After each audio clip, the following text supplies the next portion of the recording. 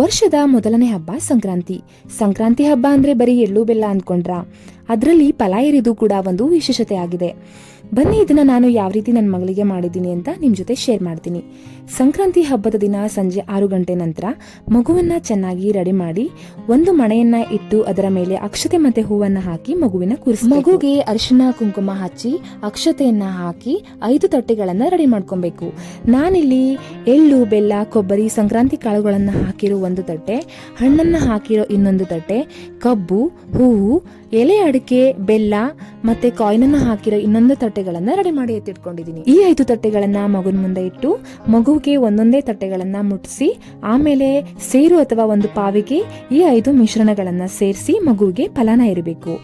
ಈ ರೀತಿ ಮಾಡೋದ್ರಿಂದ ಮಗುಗೆ ಯಶಸ್ಸು ಏಳಿಗೆ ಆರೋಗ್ಯ ಮತ್ತೆ ದೃಷ್ಟಿ ಇದ್ರೆ ಅದು ಪರಿಹಾರ ಆಗತ್ತೆ. ಕೊನೆಯಲ್ಲಿ ಆರತಿ ತೆಗೆಯೋದನ್ನ ಮಿಸ್ ಮಾಡಬೇಡಿ.